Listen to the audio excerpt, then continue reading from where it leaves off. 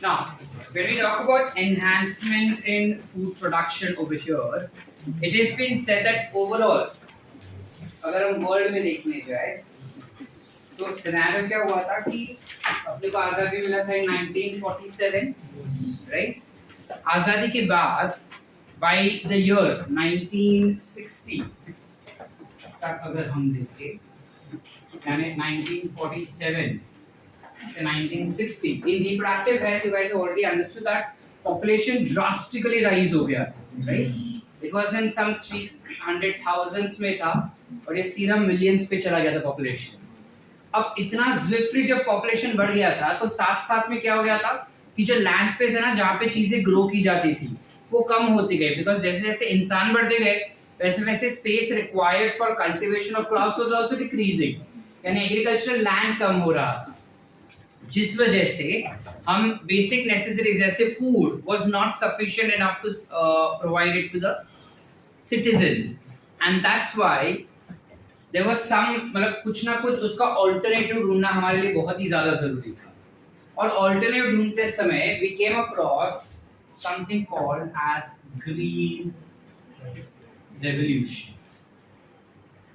So 1960 से 1970 is considered to be green revolution worldwide also, but India में specifically क्यों हुआ था green revolution? So this is one of the reason why it happened. ठीक है?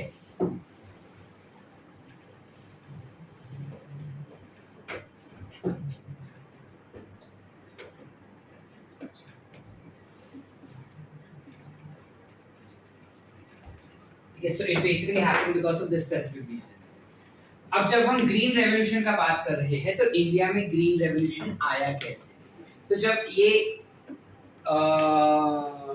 Difficult times चल रहे थे जहाँ पे खाना पीना नहीं मिल रहा था लोगों को, ये सब चीज हो रहा था, तब एक साइंटिस्ट था, एक इंसान था, which was doctor M.S. Swaminathan, नाम तो सुने होंगे बेटा। He is said to be father of green revolution, but in India. He is said to be father of green revolution, but in India. ठीक है? उन्होंने he came up with certain basic strategies, certain basics, जहाँ पे उसने बताया कि अगर तुम fertilizers यूज कर रहे हो तो chemical fertilizers के जगह पे opt for natural fertilizers. ठीक है? If you are opting for, let's say, culturing multiple crops on one land, it becomes easier. Where he asked us to opt for something like strip farming. You know what is strip farming? Strip farming, yes or no बेटा? क्या होता है strip farming? मेरे पास अगर एक land space है तो उस लैंड स्पेस में एक स्ट्रिप में मैंने राइस ग्रो किया, एक स्ट्रिप में मैंने मूंग ग्रो किया, एक स्ट्रिप में मैंने लेट्स से व्हीट ग्रो किया, दूसरे स्ट्रिप में let's say I am growing cabbage. Of course, depending on the requirement, nutritive requirements of the crops, you grow them accordingly. अब जब हम स्ट्रिप में ग्रो कर रहे हैं तो एक साथ मल्टीपल क्रॉप्स ग्रो कर पाते हैं, पहली बात. दूसरी बात, जब हम लैंड के फर्टिलिटी का बात करते हैं, हर एक क्रॉप अलग अलग न्यूट्रिएंट लेके जाएगा ना सॉइल में से. तो अगर इस पार्ट में लेट्स से पोटेशियम कम हो गया तो इस पार्ट में सोडियम कम हो गया, इस पार्ट में कैल्शियम और लेट्स से इस पार्ट में कुछ और कम हो गया. When I am now changing that entire cycle, this land has time to regain its potassium value because someone else has been utilizing something else from here. So इस तरीके से land जो है वो हमेशा फर्टाइल रहती थी और अपने आप उसको समय भी मिलता था वापस से जो लॉस्ट न्यूट्रिएंट था उसको रीगेन करने का. इसलिए उन्होंने बोला कि पहली बात तो तुम नेचुरल फर्टिलाइजर्स का इस्तेमाल करो, केमिकल फर्टिलाइजर्स का इस्तेमाल मत करो. दूसरी बात उन्होंने बोला कि गो फॉर स्ट्रिप फार्मिंग. ठीक है? तीसरी बात उन्होंने बोला कि गो फॉर इरिगेशन फैसिलिटी. तब तो कैसा, जब हम आजादी के दिनों की बात करें तो वहां पे तो ऐसा था कि हम रेनफॉल पर डिपेंडेंट थे. So he gave us an option of irrigation where he made people aware about what are the different methods of irrigation, how water harvesting can be done, how from there you can opt for multiple different types of irrigation depending on the type of field that you have or depending type of the crops that you are growing. ठीक है? Post that he also gave us a particular thing about hybridization, यानी use of hybrid seeds. उसने बोला कि तुम normal seeds जो use करते हो उससे बेहतर कि तुम हाइब्रिड सीड्स ग्रो करो. इसके क्या फायदे हो सकते हैं? काफी सारे. हाँ बोलो.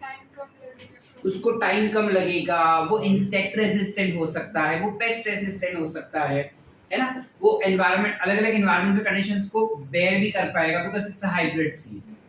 सो तुम हाइब्रिड सीड्स का इस्तेमाल करो। तो हाइब्रिड सीड्स कैसे इस्तेमाल किए जाते हैं, what is its benefit, all of that was explained to us by MS Swaminathan. और उनके ये सारे प्रपोजल्स की वजह से इन 10 सालों में हमने काफी ज्यादा ग्रोथ किए थे।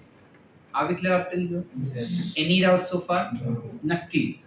अब हम थोड़ा बेसिक्स पे आते हैं कि अगर हमें इस तरीके से प्लांट का ब्रीडिंग करना हो तो कौन से मेथड्स को हम ऑप्ट कर सकते हैं for plant breeding. How can we approach plant breeding as a mechanism.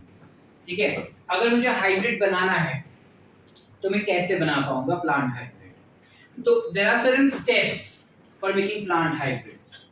Before that, what is our requirement is what we will talk about. So when we talk about requirements, ठीक है, suppose हम किसान है, ठीक है, अब अगर हमें खेती बाड़ी करनी है, अगर हमें कोई क्रॉप ग्रो करना है, what are the ideal properties that we expect that crop should have?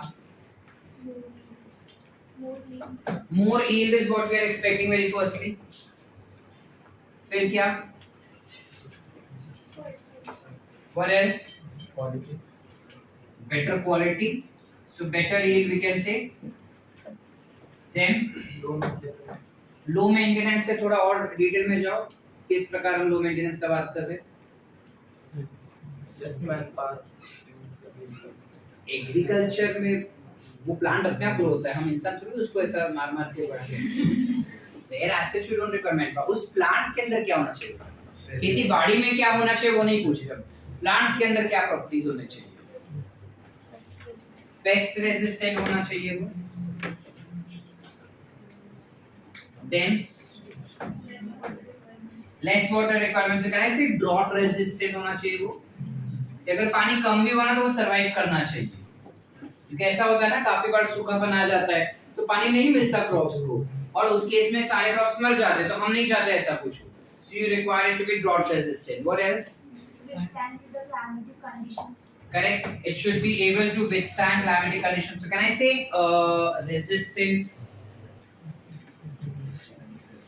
to unfavorable climate? फिर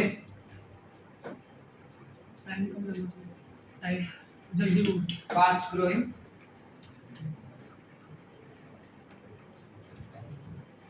फिर Temperature resistant. that's climate resistant also.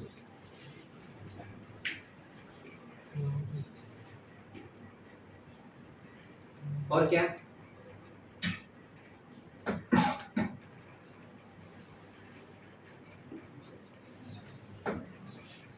It should be salinity resistant.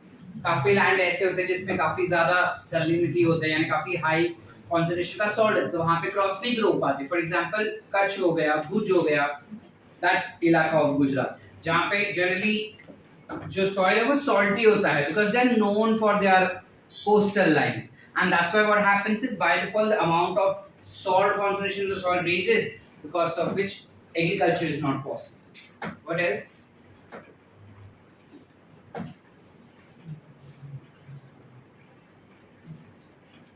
What else? बस और कुछ नहीं चाहिए।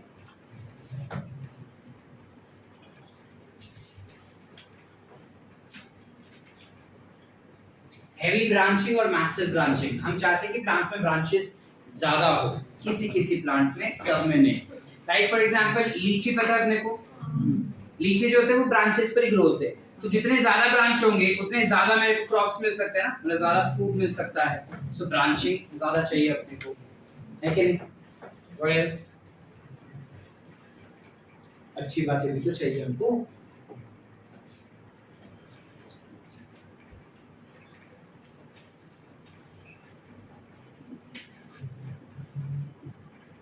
Less or no dormancy?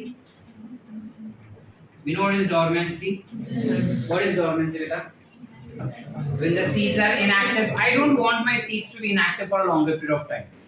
कम समय के लिए dormant रहेगा, वो समझता है because environmental conditions are not favorable. लेकिन अगर मैंने फेवरेबल क्लाइमेटिक कंडीशन दिया तो उसके बाद मैं नहीं चाहता कि वो डोरमेंट रहे, है कि नहीं?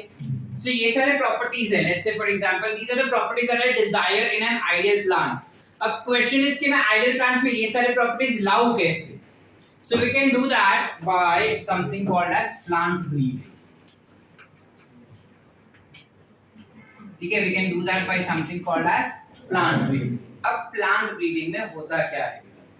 कुछ स्टेप्स है. सबसे पहले we opt for collection of germplasm.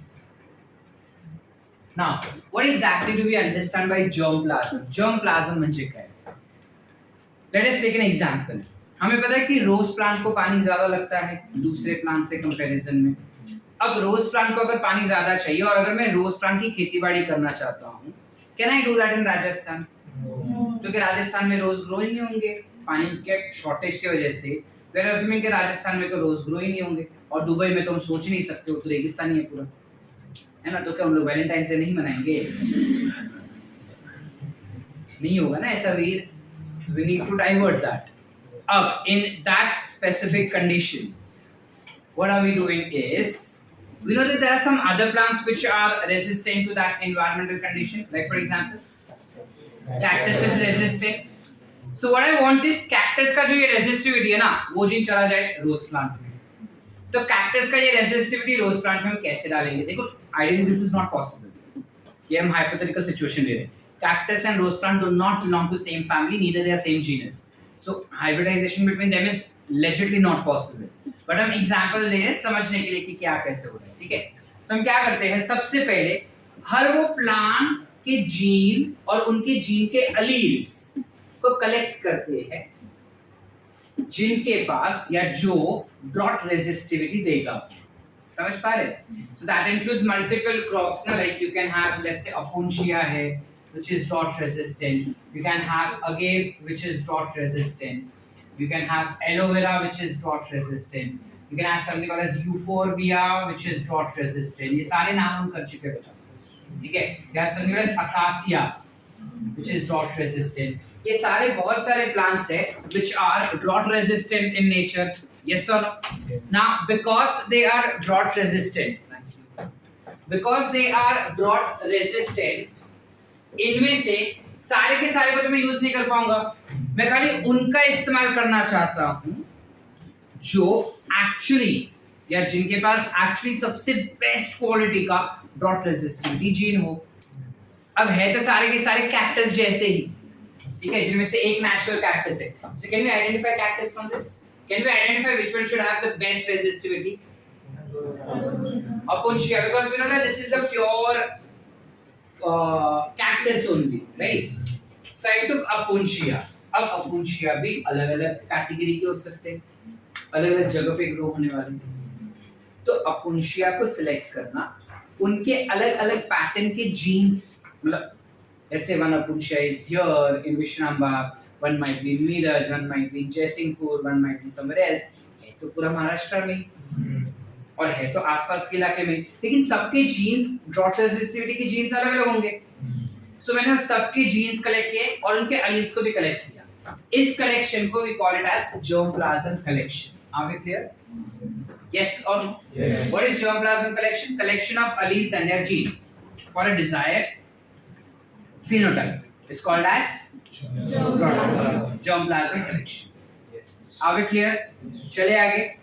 अब एक बार मैंने सारे जीन्स ले लिए. Now I am selecting. We now opt for selection of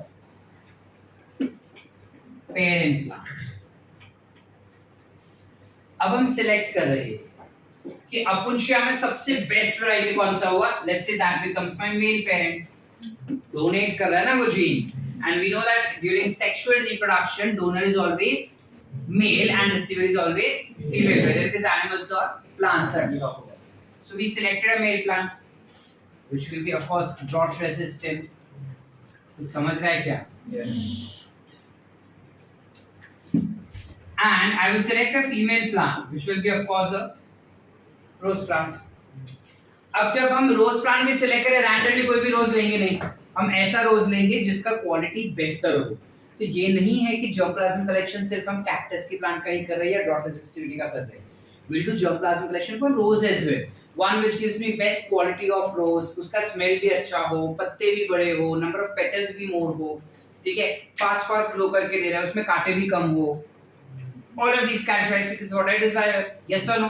उन सारे categories को और उन सारे criteria को fulfill करने वाला कोई भी एक rose का plant मैंने पकड़ा, and I consider that to be as female. Sort. So I can classify this to be as superior quality of female. Yes or no? And this can be classified as superior quality का male. But problem ये है कि rose plant is bisexual. It has male reproductive system also. Will it allow or will it accept cactus के pollen grains? तो हम क्या करेंगे? क्या बात? Very good. So we go for the third method, third step, which is hybridization. जिसमें the first thing that we are doing up is emasculation. How many methods of emasculation do we have? 4. कितने method है? 2. एक 4 step method, चाकू लो काट दो, easy method, ठीक है. दूसरा method that we have is hot water method. ये भी हम कर चुके हैं, याद आ रहा है कुछ? 4 step method is where you take a 4 step और male reproductive system को कट करके निकाल दो before it gets mature. Hot water method क्या था बेटा? कि हमने एक बॉटल लिया जिसके अंदर उबलता पानी रख दिया और पूरा इन्फ्लोरेसेंस को डिप कर दिया. बट इसमें ना फीमेल रिप्रोडक्टिव सिस्टम भी इनएक्टिवेट होने के चांसेस होते हैं, इसलिए we are not opting for hot water method very frequently. Hot water method सिर्फ तब इस्तेमाल करते हैं जब हम मेल और फीमेल को डिस्टिंग्विश नहीं कर पाएंगे. Otherwise we will always use what? Clear है? Any doubts? Can I go ahead? ठीक है, ये हमने इमैस्कुलेशन कर दिया. अब हमने क्या किया? Artificial pollination. यस और no? we went for artificial pollination. यानी इसके pollen grains को उठा के इसके ऊपर डस्ट कर दिए हमने. And then we go for that same process, which is bagging, tagging. ठीक है, bagging and tagging process कर लिए. We know what is bagging and tagging also. Reproduction plants में सब कर चुके हैं आप. ठीक है, अब ये हो जाने के बाद we go for the next method, which is selection of hybrid vigor. Now what exactly is selection of hybrid vigor? पहले तो hybrid vigor क्या होते हैं, which is also called as heterosis. hybrid vigor क्या होते हैं? देखो, जब कभी भी कोई जीन्स पेरेंट्स से या पेरेंट्स के कंपैरिजन में उनके प्रोजेनिस में बेहतर एक्सप्रेस हो पाती है, तो उस टाइप के जीन्स को you call it as hybrid vigor, या उस टाइप के ऑर्गेनिज्म को you call it as hybrid vigor. Like for example, imagine करो कि टेक्नोलॉजी गीक समझता है, जो टेक्नोलॉजी में घुसा हुआ रहेगा या जिसको टेक्नोलॉजी के बारे में ज्यादा जानकारी है.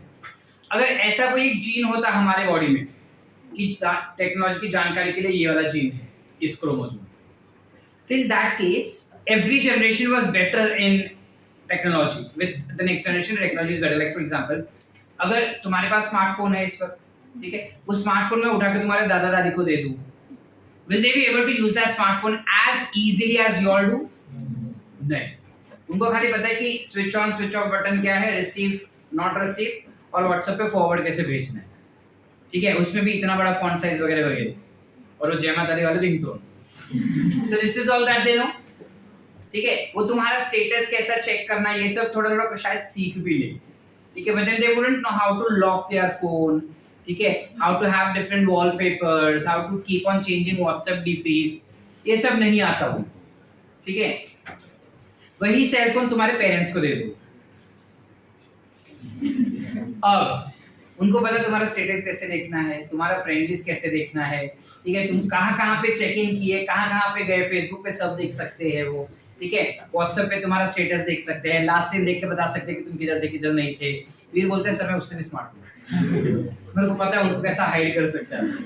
Right, so that same phone when it comes to us we are way much more smarter. हमें पता है कैसे उनको हम एक्सक्लूड करके रख सकते हैं कि स्टेटस खाली इनको ही दिखाई देना चाहिए। ना गौरव किधर गया?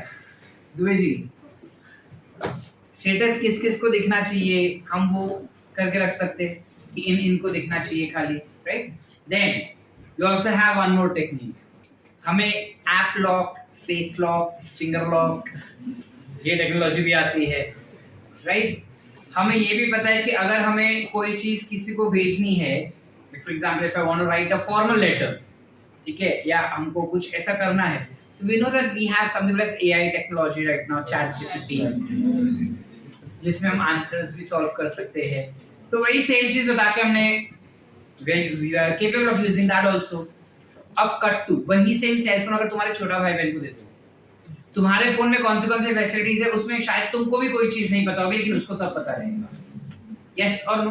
तुम उसकी उम्र के थे तब तुम खो खो वगैरह खेलते थे, वो मोबाइल पे पबजी खेलते थे, राइट? जबकि तुमको रो रो के मोबाइल मिला। That means if I talk about a individual, a gene which gives you a good quality of technology knowledge, can I say that with generation that gene is improving? This is called as hybrid vigor. क्या कहते हैं इसको बेटा? Hybrid vigour. अब समझे हम क्या होता है हाइब्रिड विगर? तो अगर मैं चाहता हूं कि किसी प्लांट के अंदर, किसी रोज प्लांट के अंदर ड्रॉट रेजिस्टिविटी जीन जाए, तो जिस प्लांट में ड्रॉट रेजिस्टिविटी का जीन गया वो प्लांट तो मस्त वाला रोज प्लांट हो गया, बिकॉज उसके पेरेंट में चाहिए थी नहीं, बच्चे में आई, so that बच्चा becomes hybrid, या फिर we can call it as heterosis। ठीक है, एक बार ये हाइब्रिड विगर या हेटेरोसिस हमारा सिलेक्ट हो गया, उसके बाद you go for self crossing. अब तक हम क्रॉस ब्रीडिंग कर रहे थे ना, इसका इसके अंदर डाल रहे थे, कंप्लीटली क्रॉस पॉलिनेशन हो रहा था। अब हम क्या कर रहे हैं? सेल्फ क्रॉस कर रहे हैं। You self cross, self cross करने से क्या होगा? मेरा जो स्पेसिफिक जीन है, the gene of interest can become homozygous. बराबर है बेटा? कोई भी जीन है जो हमारे इंटरेस्ट का है वो होमोजाइगसली पा सकता है। ऐसे कैसे पाएगा सर? सपोज ये प्लांट रोज का ऐसा था, अब मैंने उसके अंदर एक डिजायर्ड जीन को ऐड करवाया कुछ ऐसे वाले, तो मुझे मिले ये, दीज आर रोज प्लांट। ठीक है, इसी रोज प्लांट को मैंने सेल्फ क्रॉस किया, तो can I get this? Yes और नो? ये मिलेगा अपने को। अब इसमें से मैंने सिलेक्ट किया सिर्फ इसको, बाकी को निगलेक्ट कर दिया, या इनको भी सेल्फ क्रॉस कराया, और जब मुझे पता चला कि ये तो भाई नॉर्मल रोज ही है, तो इसको तो हटा ही दिया, यूजिंग इट। फिर इसको सेल्फ क्रॉस करते गए, सेल्फ क्रॉस करते गए, सेल्फ क्रॉस करते गए, तो after sudden generation wouldn't it be scenario मेरे को सारे ए वाले ही कैपिटल ए वाले, this is called as homozygosity. तो जब सेल्फ क्रॉस करते हैं ना, तो किसी एक स्पेसिफिक जीन के लिए होमोजाइगोसिटी अपने को आसानी से मिल जाता है। ठीक है, अब होमोजाइगोसिटी मिल गया, मतलब वो सीड्स में कितने भी बेचूं मुझे पता है कि रिजल्ट यही आएगा, it will not change. Yes और नो बेटा? So that's why we went for self crossing and doing this homozygosity. Homozygosity कर लेने के बाद you go for testing, marketing and release. Now what exactly is happening in testing, marketing and release? इसमें क्या होता है? अब like for example, ये मैंने रोज प्लांट बना लिया, अब मुझे पता है कि मेरे दिमाग में क्या था कि ये प्लांट किधर ग्रो होना चाहिए? राजस्थान में, डेजर्ट कंडीशन। बट अभी ऐसा तो नहीं है कि राजस्थान के लिए ही खाली बनाते हैं, तो मेरा नुकसान है ना, इतना मेहनत करो खाली राजस्थानी, अब उसमें हम खरीदे नहीं, जितना मैं सेल्स एक्सपेक्ट कर रहा हूँ सपोज उतना उन्होंने नहीं खरीदा, वो बोले कि नहीं ये हमारे संस्कृति के खिलाफ है, हम वैलेंटाइन डे नहीं मनाएंगे, तुमको रोज भी नहीं ग्रो करना है, तो अपना तो सब कुछ वेस्ट ना। So what we do is we don't always we focus on one point, but then we make sure that it is capable of doing everything. यानी कि ऑफ कोर्स इस वक्त हम सबका एम ये है कि हम मेडिकल में जाए, इसका मतलब ये थोड़ी है कि हम खेलेंगे नहीं, कूदेंगे नहीं, है ना? इसका मतलब ये थोड़ी है कि हम बाहर सोशलाइज नहीं होते, हम शादी में नहीं जाते, हम फ्रेंड्स को मिलने नहीं जा रहे, हम कॉफी वगैरह पीने को नहीं जाते, हम शाम को वॉक मारने नहीं जाते, हम फ्रेंड्स को ही नहीं मिल रहे, ये तो है नहीं। हमारा फोकस और एम क्लियर है कि हमको मेडिकल में जाना है, we are working towards that, but that doesn't mean कि रेस्ट ऑफ द चीज हम छोड़ रहे। छूटा तो कुछ नहीं, बढ़ गया होगा, छूटा तो कुछ नहीं हमारा। लाइकवाइज अगर हम रोज प्लांट को राजस्थान में ग्रो करने के लिए कर रहे हैं, of course we did that, but then we need to also check whether it is capable of growing in other conditions also or not. Like इस वक्त ये जो प्लांट बना वो मैंने लैबोरेटरी स्केल पे बनाया ना, लैब में बनाया। अब मैं उसको थोड़ा छोटा सा नर्सरी जितना इलाके में ग्रो करवाना चाहता हूँ, लेकिन उस नर्सरी जितने इलाके में भी मैं ही उसको सारे क्लाइमेटिक कंडीशंस प्रोवाइड कर रहा हूँ। पानी कितने मात्रा में जाएगा, सॉइल के अंदर कौन सा न्यूट्रिएंट रहेगा, हवा कितना लगेगा उसको, CO2 कितना चाहिए उसको, लाइट इंटेंसिटी कितना चाहिए, वो सब मैं खुद डिसाइड कर रहा हूँ, उसको काफी कैलकुलेटिव चीजें दे रहा हूँ। उसके बाद मैं उसको थोड़ा और नेचुरल एनवायरनमेंट में डालना चाह रहा हूँ, which is let's say I am taking it in a nursery के बाद थोड़ा एक हाई लेवल पे एग्रीकल्चरल फील्ड्स पे डाल दिया मैंने, जहाँ पे तो कंप्लीट नेचुरल कंडीशंस है। ठीक है, अब अगर वहां पे भी पास हो गया, पहले नर्सरी वाला पास हो गया, ठीक है, लैबोरेटरी वाला तो पास हुआ इसलिए नर्सरी तक गया, फिर नर्सरी से पास होके वो लार्जर एग्रीकल्चरल फील्ड्स में गया, एग्रीकल्चरल फील्ड्स में भी पास कर लिया ना, तो अब वो राजस्थान के एग्रीकल्चरल फील्ड में पास हुआ। I will send those samples to North India, to East India, to South India and to Central India. हर एक के climatic condition and soil के nutrients अलग अलग है, so I'll check whether it is growing, it is capable of growing in all those conditions or not. अगर उन सब पे ग्रो कर दिया, फिर हम जाते हैं गवर्नमेंट के पास कि भाई देखो हम तो बना लिए और हम चाहते हैं कि अभी तो मार्केट भी करो, ये सारे ये टेस्ट जो रिक्वायर्ड है सारे मैंने कर दिए, ठीक है।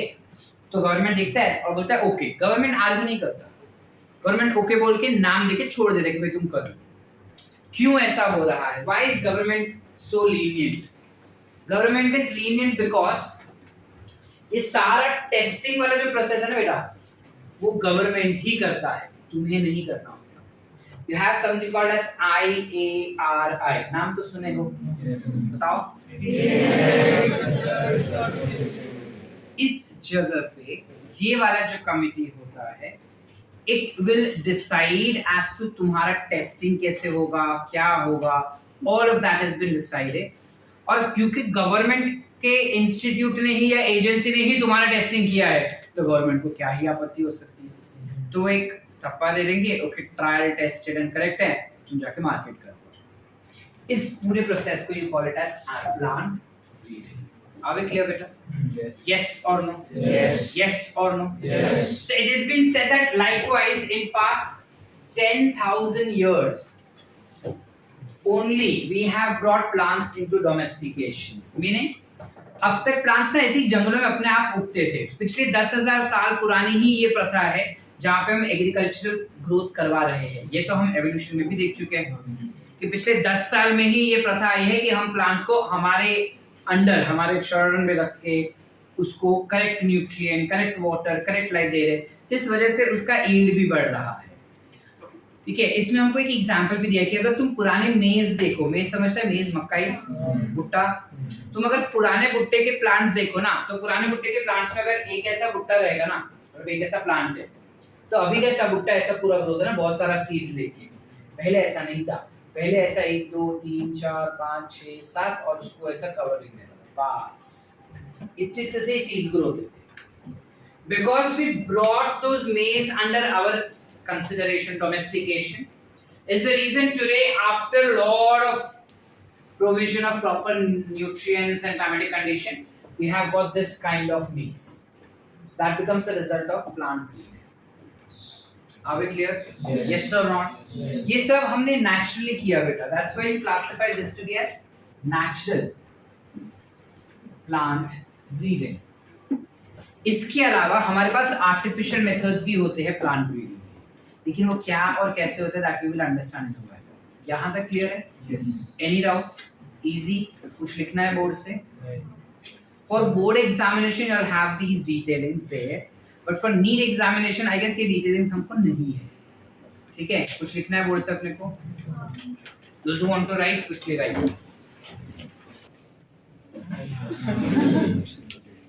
तू हैंडल कर रहा था, आदित्य कर रहा था।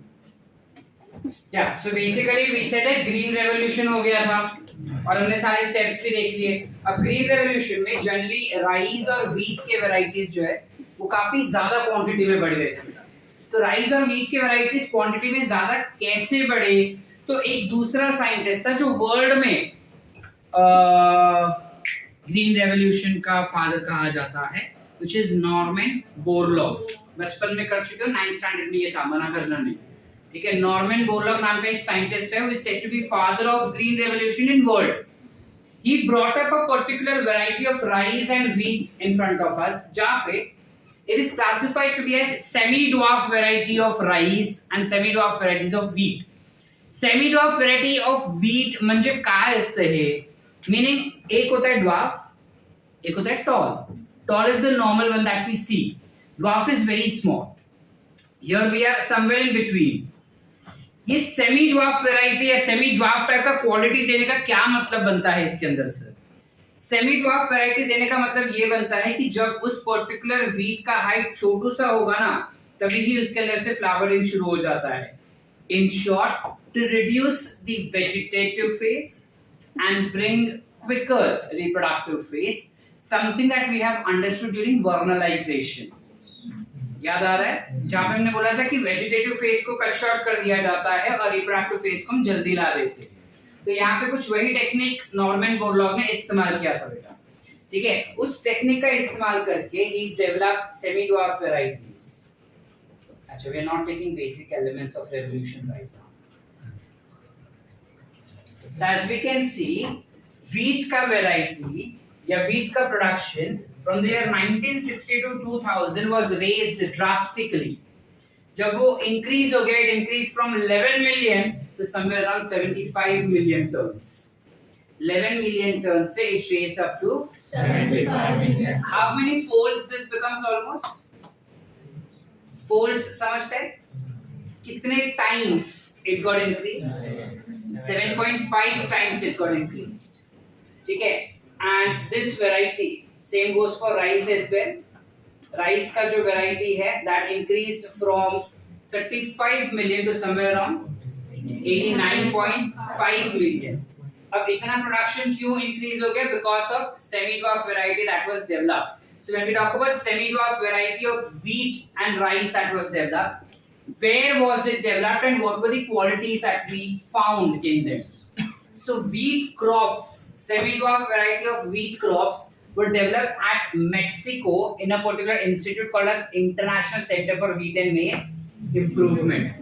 इस जगह पे मेक्सिको के अंदर नॉर्मन बोरलॉग ने हमको ग्रीन रेवोल्यूशन के समय पे सेमी ड्वार्फ वैरायटी बना के दिया था। अब how exactly this semi dwarf variety was being made? So he gave us a variety which was high yielding, disease resistant as well as semi dwarf, ठीक है। अब जो वैरायटी उन्होंने वहां पे बनाया था, हमने उस वैरायटी को इंडिया में लाया और इंडिया में लाने के बाद मॉडिफिकेशन करके उसको इंडियन नाम दिया, व्हिच वाज कल्याण सोना, ठीक है। इंडियन वैरायटी का नाम क्या है बेटा? Kalyan Sona. That was wheat variety. Apart from that there was one more wheat variety of basmati rice only, which was called as Sonalika. So wheat के दो वैरायटीज हमारे पास आए थे 1960 से लेके 2000 के बीच में, जब ग्रीन रेवोल्यूशन हुआ था। और वो व्हीट वैरायटीज का नाम क्या है? कल्याण सोना है, सोनालिका। अभी क्लियर बेटा? ठीक है। This was introduced in India in 1963 as said. Clear है? कुछ लिखना है? Whatever notes you all want to make, go on making simultaneously. ठीक है, because slides में it will be difficult for us to wait and then go ahead. छोटे-छोटे concepts रहते हैं इसलिए, ठीक है। अभी के लिए हमें सिर्फ इतना याद रखना है कि राइस के दो वैरायटी थे, कल्याण सोना एंड सोनालिका, जो 1963 में आए थे और उनके पास तीन अलग-अलग क्वालिफिकेशन या खासियत थी, खूबियां थी। एक तो वो हाई यील्डिंग था, डिजीज रेजिस्टेंट था, और दूसरा वो सेमी ड्वार्फ। वैसे ही सेम राइस का भी रिसर्च हुआ था। That research took place at International Rice Research Institute (IRRI), which is located in Philippines. ठीक है? Now this International Rice Research Institute that we see had also a semi-dwarf variety, which was classified to be as IR8. एक semi-dwarf variety था जिसका नाम था IR8, और दूसरा एक variety था semi-dwarf की जिसका नाम था ताइचुंग नेटिव 1, जो बेसिकली था ताइवान से। इन दोनों वैरायटीज को हमने क्लब किया, कौन सा? IR8 and Taichung native 1। दोनों ही सेमी ड्वार्फ थे जो IRRI में बनाया गया था। उनको क्लब करके बाद में इंडिया में लाया गया था, और इंडिया में लाने के बाद हमने इन वैरायटी को डिजीज रेसिस्टेंट भी बना दिया था। So this variety came to India in 1966. Wheat came in 1963. Rice came in 1966. And when it came in India, we not just made sure that it is semi-dwarf, but we also made sure that it is better yielding. Okay? And the variety of rice is called as Jaya, and the another variety is called as Ratna. किधर गया आजा? You have Jaya and Ratna. These are the two varieties that we have. Are we clear? Yes. Yes or no? Yes. All clear? Yes. आसान है? ठीक है? Wheat के कौन से दो वैरायटी है बोले बेटा? सोनालिका एंड कल्याण सोना। ठीक है? कहाँ पे बनाया गया था? International Institute of Wheat and Maize Research Center, right? Which was that? And दूसरा क्या था? International Rice Research Institute IRRI, and this was at Philippines. ठीक है?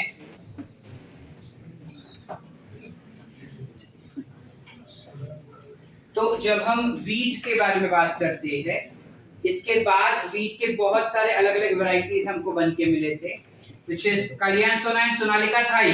उसके अलावा यू हैव सोनारा 64, शरबती सोनारा, सफेद लरमा एंड लरमा जो 64A। Do we need to by heart this? NCERT में इसके बारे में कोई मेंशनिंग दिया नहीं है, तो तुम सिर्फ कल्याण सोना और सोनालिका भी याद रखे तो भी काफी है। ये सारे जीटीबी में दिए हुए हैं। वैसे ही राइस के भी अपने पास अलग अलग वैरायटीज है, which includes Vijaya, Padma, Kanti, Jayanti. Sir ऐसा नाम काय को रखा होगा, भी इन लोगों की वीडियो से डरते रहेंगे। चलो, likewise sugar cane के लिए भी we had a particular variety that was developed। जब हम शुगर केन के बारे में बात करते हैं, हमें पता है कि शुगर केन जो बहुत ही ज्यादा इंपॉर्टेंट है। सांगली में आके मुझे शुगर केन की इंपॉर्टेंस का बताना जरूरी नहीं लगता। Don't know what is the importance and what is the use of sugar. ठीक है? शुगर केन के बेटा दो वैरायटीज है हमारे पास इस वक्त, best and worst, if you have to identify that. One is Saccharum barberi, scientific name याद रखना, नीट में आ चुका है ये। Saccharum barberi is basically cultivated और grown in North India, where इसके क्वालिटीज ये है कि ये पुअर yielding है, क्वालिटी नहीं हुआ, but then one of the property that it does not give us good yield, it has a very low sugar content also, and also it is having a very thin slender stem, but then एक खासियत अच्छी है कि वो disease resistant है, बाकी सब बुराई है उसके। और एक भी खासियत है कि वो साउथ इंडिया में ग्रो किया जा सकता है। दूसरा वैरायटी जो हमारे पास है दैट इज सैकरम ऑफिसिनेरम, जो कुछ ऐसा दिखता है। पहला क्या था? किधर ग्रो किया था? क्या खासियत थी उसकी? हाँ, वो एक खासियत। और बुराई क्या थी? Low yielding and poor sugar content. इसमें सब अच्छाई है। क्या क्या अच्छाई हो गई इसकी? साउथ इंडिया में पहले तो ग्रो किया जाता है, it is better yielding, it has higher sugar content, and but the demerit is it do not grow in North India, neither it is disease resistant। ठीक है? It is very susceptible to different crop infection। हमने क्या किया? Saccharum officinarum and Saccharum barbarum, इन दोनों इन दोनों को हमने cross करवाया। क्रॉस करवा के हमको जो प्रोजेनी मिला, that progeny was a Saccharum species of course, sugarcane का species, and that was hybrid vigor। Why do we classify it to be as hybrid vigor? Because it had thicker stem firstly, इसके अलावा it had high yield, it had good sugar content, it was disease resistant, it could grow in both north as well as south India। यानी सारी अच्छाई ही अच्छाई है, इसके अंदर कोई बुराई ही नहीं है, इसलिए हम इसको कहते हैं hybrid vigor। Are we clear? Clear everyone बेटा? Any doubts so far? Did we understood? ठीक है? Likewise सिर्फ इतना ही नहीं, काफी सारे अलग अलग शुगर केन के अलावा, अच्छा ये छोड़ो, ये हमको नहीं देखना। शुगर केन के अलावा हमने काफी सारे दूसरे अलग अलग मिलेट्स पे भी रिसर्च किया, and we found that there are different millets also which provides us with good yield. Question is millets काय असतात सर? मिलेट्स राइस और व्हीट को छोड़ के दूसरे जो छोटे छोटे दाने होते हैं ना, बाजरा, ज्वार, वो सारे, ठीक है, रागी, नाचनी, ठीक है, ऑल दोस edible grains जो थे small seeded edible grains are called as millets. ठीक है, ये सारे. अब इसमें से कितना तुमको पता मुझे पता नहीं. ठीक है, इनमें से 3 वैरायटी which is जवार, बाजरा and maize were developed by hybridization methods that we have just spoken about. Those 8-9 steps that we spoken about. उसके द्वारा हमने इनको हाइब्रिडाइज किया था ताकि इनके अंदर का जो डिजीज रेसिस्टिविटी हो वो जागृत हो जाए and they can also tolerate the stress resistant water stress resistant. Are we clear? Yes or no? Yes. Everyone? Yes. Everyone? Yes. Any doubts? Can we read up till here quickly? Yes. Aditya, please follow.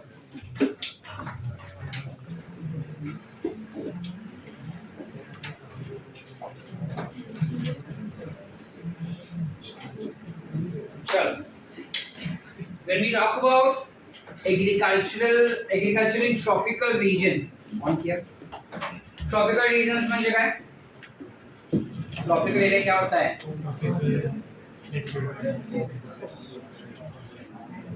क्या? ऐसे इलाके जो equator के करीब हो उसे कहते हैं tropical areas.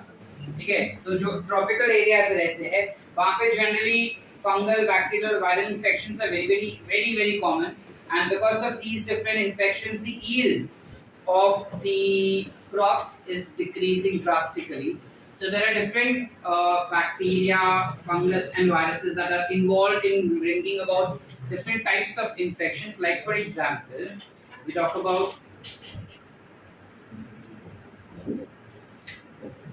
Okay, how can we bring about resistivity with the diseases if we have to understand that first?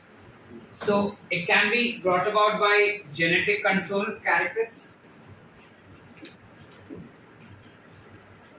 काफी सारे प्लांट्स ऐसे हैं जिनके पास नेचुरली कुछ स्पेसिफिक डिजीज के लिए रेजिस्टिविटी होता है. तुम इन क्रॉप्स को उठाओ, उन क्रॉप्स के अंदर जो डिजीज रेजिस्टिविटी कैरेक्टरिस्टिक्स है वो दूसरे प्लांट के अंदर जो ससेप्टेबल है उनके अंदर ऐड कर. कसं काय करणार with the same 7 steps that we discuss so far. ठीक है, उन्हीं स्टेप्स को लेकर हम ये कर सकते हैं. तो this becomes nothing but helping us in providing a resistant plant by natural plant breeding techniques. ठीक है, some of the common crop diseases that we tend to see will include something called as brown rust of wheat caused because of fungi जो कुछ ऐसा दिखता है wheat के crops के. You have something called as red rot of sugarcane that is because of fungi again. अब ये तुमको मेरे से भी ज़्यादा पता होगा. ठीक है, then you have something called as potato late blight disease which is appearing somewhat like this. This is very commonly observed in day-to-day life as well. ठीक है, वैसे ही अगर हम बात करें बैक्टीरियल इन्फेक्शन का, so you have something called as black rot of crucifers. Crucifers का असर, it's a scientific name for cauliflower. ठीक है, पत्ता गो फूल गोभी का कॉमन नेम है crucifer, साइंटिफिक नेम है crucifers. देन वायरस के द्वारा जो कॉमन इन्फेक्शन होता है, बताओ क्या ये बिना देख बताओ. You have tobacco mosaic virus which tends to cause infection, which is mosaic infection like this. ठीक है, then you can have something called as turnip mosaic virus which causes mosaicity in turnip, which is cabbage basically like this. ठीक है, अब what are the conventional breeding techniques that we have? तो conventional यानी जो regularly day to day हम देखते हैं जो किया जाता है, तो उसमें सिंपल है कि पहले हम हाइब्रिडाइज करेंगे और सिलेक्शंस करवाएंगे. ठीक है, जहाँ पे हम क्या करते हैं, the techniques that are available is hybridization and selection, the ones that we just opted 7 steps जो हमने किया वो. दूसरा मेथड है म्यूटेशनल ब्रीडिंग करवा सकते हैं हम, जहाँ पे प्लांट्स के अंदर जानबूझ के म्यूटेशंस करते हैं ताकि वो डिजीज रेजिस्टेंट हो जाए. ठीक है, अब जब हम हाइब्रिडाइजेशन का बात करते हैं, यार सेम स्टेप. सबसे पहले जर्मप्लाज्म कलेक्ट करो, फिर उसमें से हम डिजीज रेसिस्टिव वाला जीन स्क्रीन करेंगे. वो स्क्रीन करने के बाद हाइब्रिड करेंगे. हम सिलेक्टेड पेरेंट्स को हाइब्रिड किया. हाइब्रिड करने के बाद हम हाइब्रिड विगर को सिलेक्ट कर रहे हैं और सिलेक्ट करने के बाद testing and release of the new varieties. Same steps. इस हिसाब से कौन से अलग वेराइटीज हैं जो इसी प्रकार के हाइब्रिडाइजेशन करने के बाद बनाए गए. समझ पा रहे? There is a table given in your NCERT also.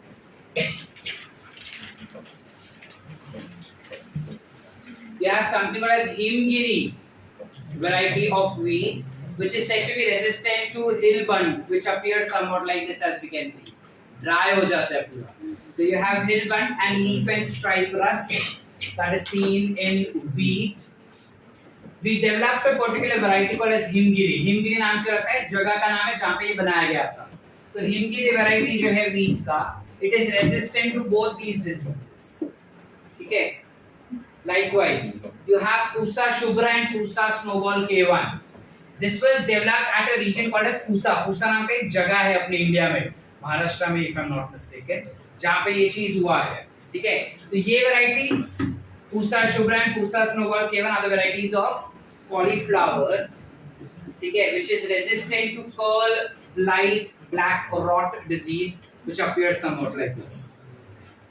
Then you have also black rot disease, only black rot disease, which will appear like this one, leaves. You have Pusa Sadabahar, जो एक chilli का variety है, which is said to be resistant to leaf curl disease in chili plants, and it is also resistant to chili mosaic virus. You have Pusa Komal variety of cowpea that was developed for generating resistant to bacterial like infection, as we can see over here. Then you have Pusa Swarnim, commonly called as Karan Rai, which is a variety of Brassica species.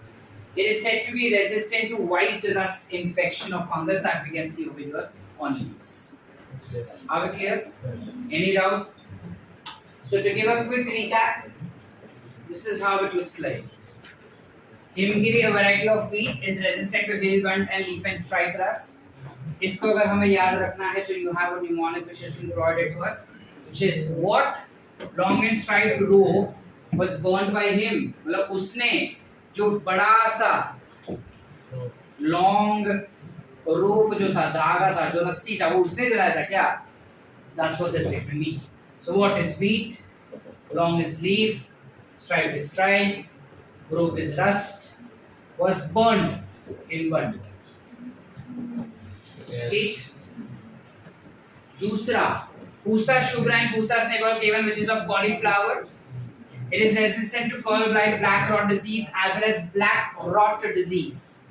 ठीक है? तो इसका हम कैसे mnemonic बना सकते हैं कि कल शुभम को बॉल का एक ब्लैक डॉट लगा था. ठीक है? तो कल is curl, Shubham is Shubhra, को कुछ नहीं है, बॉल इज स्नोबॉल, कावन is K1, so snowball K1, black dot is black rock, लगा का कुछ नहीं, लगने दो. Short, Pusa Sadabahar, which is a chili variety, इसके लिए you have leaf curl and chili mosaic virus infection. तो CM तुम chili Sadabahar का leaf how becomes known. CM is chief minister. Pusa Snowball, Pusa Komal is a variety of cowpea. Cowpea म्हणजे चवळी, चवळी असं काहीतरी दिसतं. तुम्हारे भाषा में क्या बोलते पता है? चवळी. कुछ बनाते ही नहीं दूसरा तुम लोग, यही एक बनाते लगता है. Bacterial blight. Bacterial blight disease होता है पूसा कोमल को. याद कैसे रखेंगे? बीबीज काउ इज कोमल. ठीक है? देन बीबीज बैक्टीरियल ब्लाइट का बहुत कुछ. देन पूसा स्वर्णिम व्हिच इज करण राई. बस रे चोमू. करण राई जो है उसके पास अपने को राई अपने को पता है वो व्हाइट रस्ट करवाता है. How can you memorize that? Brassica के व्हाइट स्वर्णिम पे करण की राई. अब ये मुझे जैसा जमा वैसे मैंने बनाया, तुमको जैसा समझता है तुम बनाओ. तुमको डायरेक्ट बाहर करे तुम डायरेक्ट बाहर करो. सब yes short. Any doubts? Can I go ahead? तो ये सारे वैरायटीज जो हमने बनाए ना बेटा, वो नेचुरल ब्रीडिंग से बनाए थे. नेचुरल ब्रीडिंग म्हणजे काय? वही एक प्लांट थे जिसके पास ये डिसीज के रेसिस्टिविटी थे, उसके पोलन रेट्स लिए और ऐसे प्लांट में डाले जिसके पास ये डिसीज के रेसिस्टिविटी नहीं थी. और बाद में जो नया वैरायटी बना, it was hybrid because it was developing that specific resistivity. अब इसके अलावा हमने म्यूटेशन वाला भी कॉन्सेप्ट बताया कि हम म्यूटेशन करके भी कर सकते हैं. क्यों हम म्यूटेशन ऑप्ट करते हैं? बिकॉज दुनिया में काफी सारे डिजीज है. सारे डिजीजेस के लिए कोई ना कोई प्लांट रेजिस्टेंट और नेचुरली ये पॉसिबल नहीं है, है ना? मतलब अगर मैं बोलूं कि कोई स्पेसिफिक डिजीज लिया लाइक चिली मोज़ेक वायरस, ठीक है, तो it is not necessary that there will be some kind of plant which will have resistivity to this virus. अगर कोई भी प्लांट एक स्पेसिफिक इन्फेक्टिव एजेंट के अगेंस्ट रेजिस्टिविटी नहीं रखता तो हमको उन पे डेवलप करवाना पड़ता है। तो कैसे डेवलप करवाएंगे? By mutational theory. ठीक है, so how do we go about mutation breeding and you have genetic engineering which has been done. So जब हम बात करते हैं म्यूटेशन थियरी, म्यूटेशन क्या होता है? So mutation is nothing but it is defined as any sudden and heritable variations which will appear in an organism due to permanent change in their genotype will be called as mutations। ठीक है, अब इस mutation में exactly होता क्या है? हमारे जो नॉर्मल बेस पेयर्स होते हैं, जैसे we can see here, purple वाला बेस पेयर था वो चेंज होकर रेड हो गया, and this becomes a permanent change. अब ये चेंज अगर हम कर रहे हैं तो कौन से वे ऑर्गेनिक या कौन सा सब्सटेंसेस है जो ये वेरिएशंस ला सकता है? तो you can have different physical factors which can be used as mutagenic agents. You can have that is chemical factors हो सकते हैं अलग-अलग टाइप के, लाइक पेस्टिसाइड्स एंड ऑल।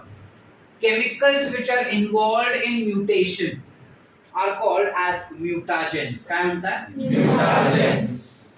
ठीक है, अब as we can see over here, by mutation we make sure that you develop a particular santra which do not have any seeds in that, oranges के।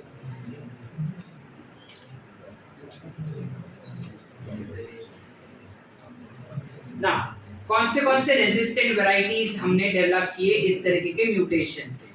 So you have something called as which was said to be resistant to yellow mosaic virus। ठीक है, it was also resistant to powdery mildew as we can see over here। ठीक बेटा, then हमने mutations अबेलमॉस्कस एस्क्यूलेंटस में भी किया था। काय सकता है विंडी। ठीक है, there was genetic method जहाँ पे हमने अबेलमॉस्कस एस्क्यूलेंटस नाम का एक पर्टिकुलर वैरायटी था which was said to be resistant to yellow mosaic virus। ठीक है, इस वैरायटी को अबेलमॉस्कस एस्क्यूलेंटस को जो येलो मोज़ेक वायरस से इन्फेक्ट हो रहा था उसको हमने जेनेटिक मॉडिफिकेशंस करवाया, और जेनेटिक मॉडिफिकेशन करने के बाद आज हम उसे कहते हैं परभानी क्रांति। परभानी नाम का एक जगह है जहाँ पे ये बनाया गया था, बस the name comes as Parbhani क्रांति। सब पता है। अब यहाँ तक क्लियर है? Short disease resistivity is clear? Everyone, can we read up here first? Sure. सब मिस करवा। Like we talk about all these different infective agents, you also have insect which causes major loss in the crop yield। Insects जो होते हैं हमको पता है कि वो क्रॉप्स को खा जाते हैं, है कि नहीं? जब क्रॉप्स को खा जाते हैं तो उनका yield अपने आप कम हो जाता है। So because of that, there is large damage to the crops। With that, some plant crops, some crop काफी सारे क्रॉप्स ऐसे हैं जो इंसेक्ट के वजह से उनका जो यील्ड होता है वो कम हो जाता है, लेकिन कुछ ऐसे भी क्रॉप्स हैं जिनके पास नेचुरली इंसेक्ट रेजिस्टिविटी आ चुका है। अब ऐसे कौन से क्रॉप्स हैं जिनके पास naturally disease resist insect resistivity? और पहली बात कि वो क्रॉप्स कैसे डेवलप हुए, मतलब how what is the mechanism where they are throwing away the insects around them. So for that you have morphological characteristics, like for example इस वाले फ्रूट को तुम्हारे यहाँ क्या कहते हो पता नहीं, बट ऐसा एक फ्रूट मुंबई में काफी कॉमनली बिकता है जो मुंबई के महाराष्ट्र में काफी कॉमनली खाते हैं। ठीक है, ये फ्रूट के ऊपर जो ये कांटे जैसा स्ट्रक्चर है ना, वो देख के इंसेक्ट से दूर भागते हैं, तो बाय डिफॉल्ट क्रॉप सेफ। ठीक है, then presence of thorns basically। Apart from that, certain biochemical characters, like for example, we know that garlic have lots of biochemical characters because of which it acts as insect repellent। ठीक है, लहसुन को तुम ऐसा फोड़ून जरा सा कोपरात ठेवलं ना तो कॉकरोच नहीं येत करा। ठीक है, तेरे पे बहुत आते लगते हैं। That's what basically it becomes a natural insect repellent। Apart from that, you have something called as physiological characters, which is for example a plant like this which is commonly found in different gardens। ये जो particular flower दिखता है बेटा, इसके अंदर एक chemical produce होता है जिसका नाम होता है रिसिन। ये रिसिन केमिकल की वजह से, because of this resin, insect उसको खाने से मर जाता है। अब जब पता है कि उसको खाने से इंसेक्ट मर जाता है तो वो इंसेक्ट उसको क्यों खाएगा? समझ पा रहे? जैसे अगर अनुष्का जैसे चलते चलते उसको भूख लगी और उसने रैंडमली कोई पत्ता तोड़ के खा लिया, ठीक है, और तन्वी देखी कि वो खा के वो मर गई, तो तन्वी खाएगी क्या उसको कभी जिंदगी में? अभी 10 लोग को और बोले कि मत खाना, अनुष्का मर गई थी वही खा के। बस कुछ वैसा ही सेम समझे? क्या डॉक्टर सुमेर उसका चिल्ले क्या बोला? नहीं हाँ नहीं बोला खाने का नहीं, क्लास में नहीं खाने का ना। मार चौड़ जोर का उनको आवाज आना चाहिए। मानो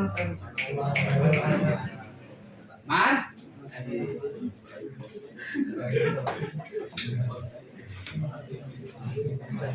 चलो, ऐसे काफी सारे प्लांट्स हैं जो नेचुरली रेजिस्टेंट इसी तरीके से अलग अलग इंसेक्ट्स हैं। जैसे फॉर एग्जांपल कॉटन का अगर बात करें, कॉटन के दो वैरायटीज है बेटा। एक वैरायटी ऐसा है कॉटन का जिसका हेरी लीव्स होते हैं, ऐसा कुछ। वो हेरी लीव्स जो रहते हैं, कुछ जैसिड्स नाम का एक इंसेक्ट होता है, कुछ ऐसा, वो उसमें फंस जाता है। उसको पता है कि मैं उधर जाने से फंसूंगा तो वो क्यों जाएगा। तो नेचुरली इस प्लांट ने इस तरीके से अपने आप को रेजिस्टेंट बनाया है इंसेक्ट को लेकर, ठीक है। तो jassids can not grow on this particular crop, इस कॉटन का क्रॉप। लाइकवाइज एक और कॉटन का क्रॉप होता है which is something like this, जिसके पास स्मूथ लीव्स होते हैं।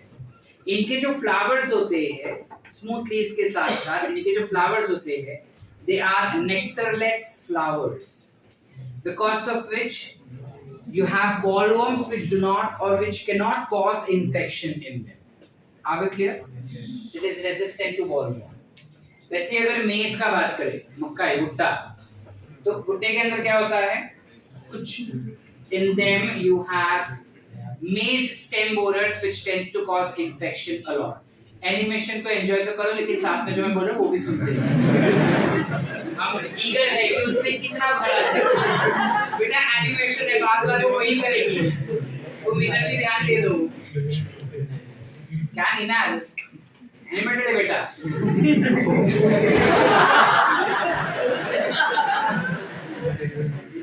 You have maize stem borers। चलो, मेज स्टेम बोरर्स होते हैं बेटा, मेज के अंदर इंफेक्शन कॉज करने वाले कुछ ऐसे गंदे से कीड़े होते हैं जो अपने को इमेज में दिखाई दे रहा है। ये कीड़े मेज के अंदर ग्रो ना हो, इसलिए हमने एक मेज का ऐसा वैरायटी ढूंढा है जिसके पास हाई एस्पार्टिक एसिड का कंटेंट होता है और इसके साथ साथ नाइट्रोजन और शुगर कंटेंट लो होता है। ये दोनों ही climatic conditions are not favourable for these stem borers to grow and that's how maize becomes resistant to stem borers. Are we clear?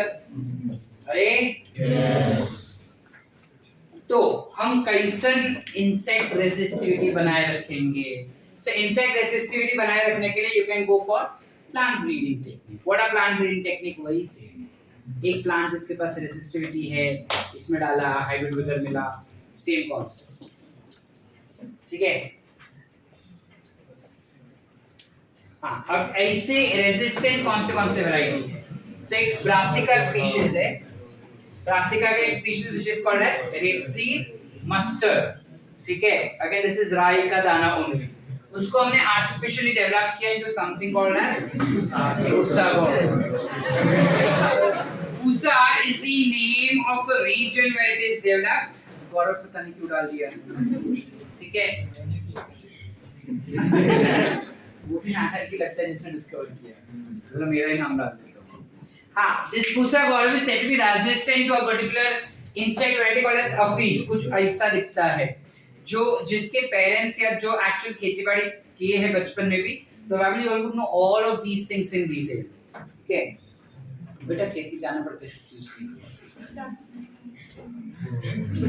Photo खींचने के लिए नहीं।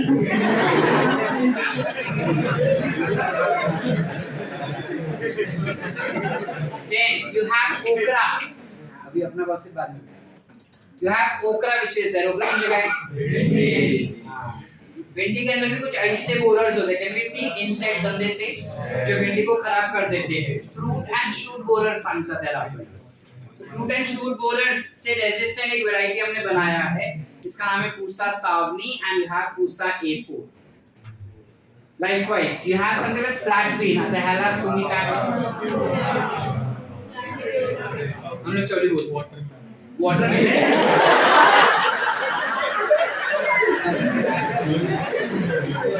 मेरे को ना दुकानदार ने उल्लू बनाया है क्या मतलब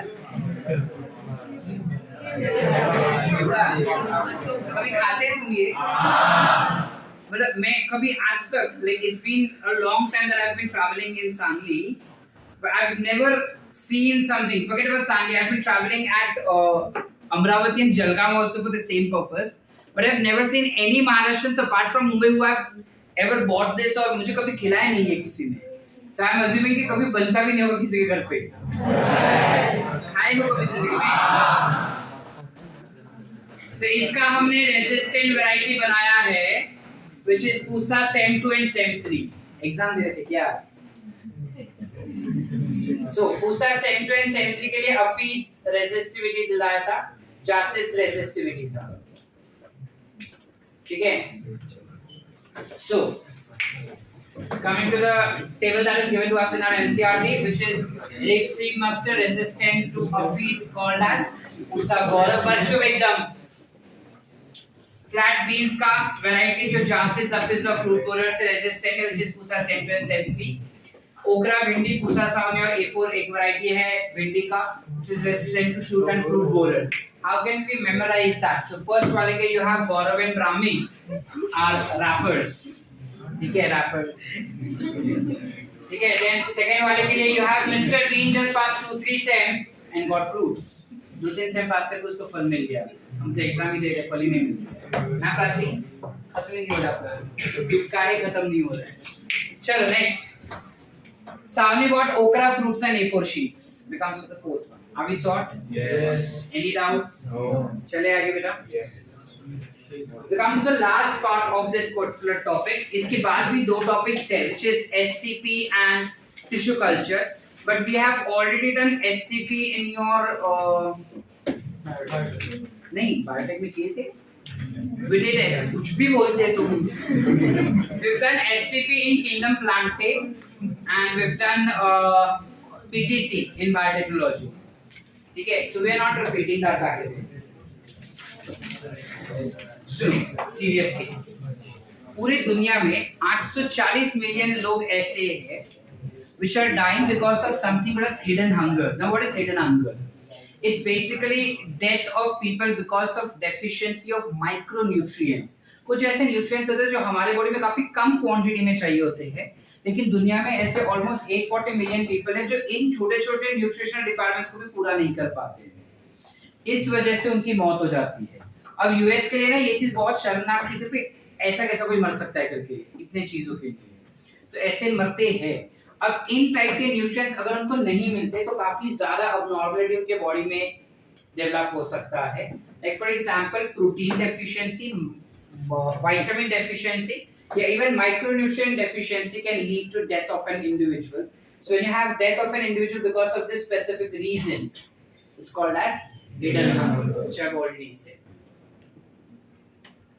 now what is the reason behind hidden hunger क्यों होता है ये hidden hunger ठीक है इंसानों में so that is probably because कुछ ऐसे people हैं जो fruits को afford नहीं कर सकते वो fruits नहीं खा सकते वेजिटेबल फिश मीट जो हम अफोर्ड कर सकते हैं वैसे फ्रूट्स वो नहीं अफोर्ड कर सकते कुछ ऐसे हैं जो प्रॉपर बैलेंस डाइट नहीं ले सकते बिकॉज इतने गरीब है कि उनको वो चीजें नहीं मिल पाती बराबर से and that's why they tend to lead to certain kind of such deficiencies in their body so whenever you have a diet without a proper micronutrient content like for example iron vitamin iodine zinc etc ultimately the person will be very very susceptible to different types of diseases ठीक है and when a person is susceptible to different types of diseases their average lifespan will reduce ठीक है also along with that the mental abilities will also not be developing very quickly which might lead to poor mental health of an individual ठीक है इसलिए जब तुमको कभी भी Partha sir ने गाइडेंस दिया है पढ़ाई करते समय he has always made sure and explained all कि have good clean and healthy food बाहर का खाना मत खाओ 1 साल के लिए अब तो कुछ महीने बचे तब तक बाहर का खाना नहीं खाना चाहिए. ज़्यादा स्पाइसी, ज़्यादा ऑयली, ज़्यादा फैटी, ज़्यादा junk food will ultimately lead to different abnormalities in your body. Not just about the indigestions and etc., but also it is responsible for damaging your brain, your intellectual, and your concentration power.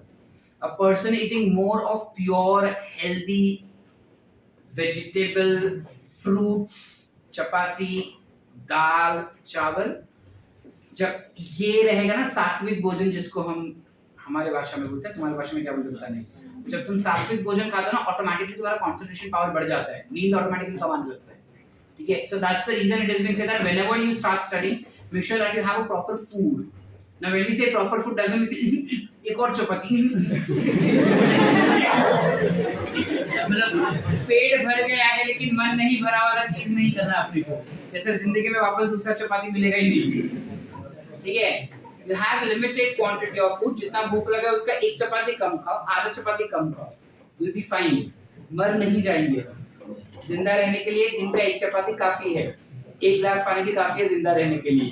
माही बोलते अब से मैं वही करेगी. गायब हो जाएगी तुम मत कर. परमानेंट बन जाएगी. चलो, so basically there are lots of plant breeders which tried collecting germplasm banks to find out कि क्या हम कर सकते हैं ताकि हम हायर न्यूट्रिशनल वैल्यू वाले क्रॉप्स को डेवलप कर सकें. सो जब कभी भी हम किसी भी हायर न्यूट्रिटिव क्रॉप्स को हायर यील्डिंग क्रॉप्स के साथ अगर कोऑर्डिनेट करते हैं, meaning there is one plant which is good yield but then it is poor nutritive quantity, and the other plant is poor yield but good nutritive quality. If I club both of them, I will get a plant which has good yield also and good nutritive value also. This kind of plant breeding or plant product is called as biofortification. क्या म्हणता है? Biofortification. देखो दो type के fortification होते हैं बेटा. एक fortification वो होता है जो क्रॉप्स ग्रो हो जाने के बाद हम वेरिएशंस लाते हैं. जैसे कॉर्नफ्लेक्स वगैरह जो मार्केट में मिलता है अपने को, वो प्रोडक्ट ग्रो हो गया उसके बाद हम उसको मॉडिफाई करें ताकि वो हेल्दी बन सके, है ना. म्यूसली हो गया जो मार्केट में मिलता है अपने को, ओट्स जो मार्केट में मिलते हैं अपने को, all these basically these are said to be fortified product. When I say biofortified यानी कि उसके अंदर जेनेटिक इंजीनियरिंग करके वो नेचुरली हायर न्यूट्रिशनल वैल्यू के साथ ही ग्रो हो रहा है. That's biofortification. So there were a lot of crops which were made by biofortification. Now what are those crops which are made by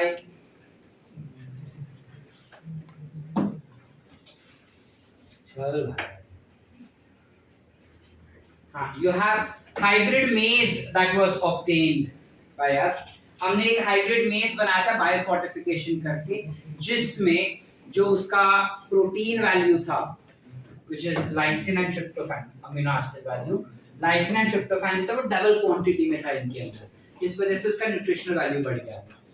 वैसे ही we had a variety of wheat called as Atlas 66. पीछे जो wheat पड़ा था वो कौन सा था? हिमगिरी. क्या था? हिमगिरी. किस चीज के रेजिस्टेंट था? Hilbert and leaf and stripe rust. जबकि यहाँ पे एक नया variety which is Atlas 66 which is said to be resistant to, अरे किसी से भी रेजिस्टेंट नहीं है भाई, न्यूट्रिटिव वैल्यू बढ़ाया है हम इसका. शक्ल देखते हैं. Atlas 66 is said to be nutritively enriched because it has higher quantity of protein. हम इसके अंदर प्रोटीन का क्वांटिटी इतना ज्यादा बढ़ा दिए थे कि आज this particular variety is used as protein donor in natural plant breeding. ठीक है, हम artificial biofortification करके इसमें अंदर बनाए थे. Then you also have rice variety जो biofortify किया था, where the quantity of iron in a biofortified rice is 5 times as higher as in normal rices. ठीक है. Then you have vitamin A enriched crops as well. So कौन से crops है जिसमें vitamin A हमने enhance किया था? We have carrot जिसके अंदर हम विटामिन A enrich किए हैं. We have spinach जिसमें हम ये किए हैं. We have pumpkin, भोपळा म्हणतात ना. वैसे ही we have enriched vitamin A as well as vitamin C, both in a particular crop which is bitter gourd. ठीक है, करेला basically. You have something as bathua. I don't know whether this leaf and this plant you have seen or not. Mumbai में लोग बोलते हैं कि हाँ मतलब I have never seen Maharashtrians eating it, I have seen more of north Indians eating this, ठीक है, but then Mumbai के महाराष्ट्रियंस बोलते हैं कि हम तो इसको खाते ही है करके, और ये मिलता है मुंबई में काफी कॉमनली, तुम्हारे सांगे में मिलता है या नहीं पता नहीं, ठीक है, यू हैव दिस, ये जनरली अगर तुम ऐसा रखा रहेगा ना तो मेथी वगैरह के साथ ही रखा रहता है, नॉर्मल लीफ जैसा.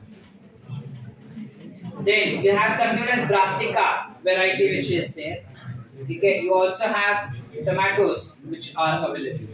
बस ये चुप रहे hero.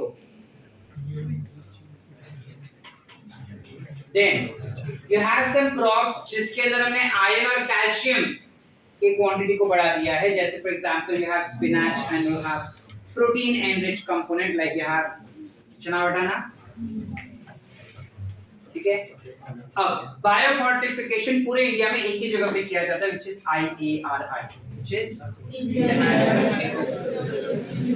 Okay, then in that case can we just change plant breeding का जो टेस्टिंग करते हैं, that was not IARI, then that is ICAR, International Council of Agricultural Research, ठीक है, that tends to test and release. अभी शुरुआत में जब हम पढ़े कि प्लांट ब्रीडिंग होता है, जर्म प्लाज्म लिया, हाइब्रिड हुआ, सेल्फिंग हुआ, टेस्टिंग हुआ, मैंने तब क्या बोला कि टेस्टिंग जो करते हैं वो एक ही एजेंसी कर पाता है जो गवर्नमेंट एजेंसी ही है, and I name IARI, it is not IARI, it is ICAR. IARI does biofortification का काम. You have something as ICAR, International Council of Agricultural Research, which tends to perform testing, ठीक है. Oh, plant tissue culture we are already aware about, so I'm not getting into the details of plant tissue culture.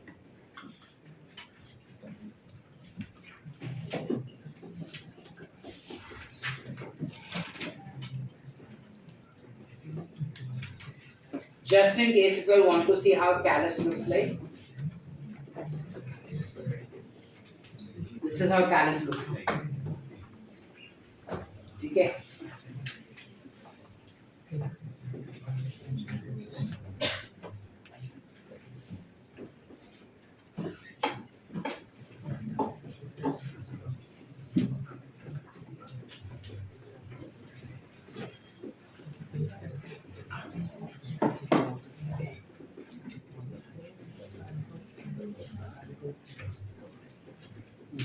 If you have to understand about this, so this is how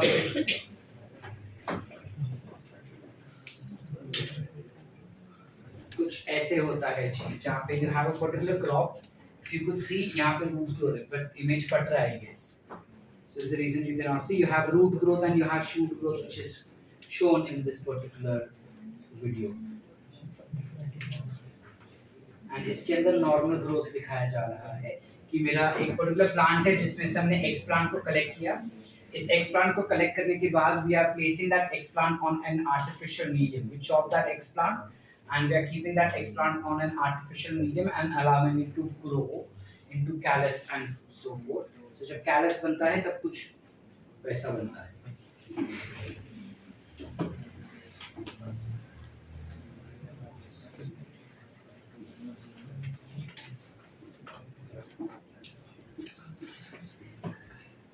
Yes, so we are pretty much sorted out. ठीक. Are we clear up till here? Yes. Yes or no? Yes.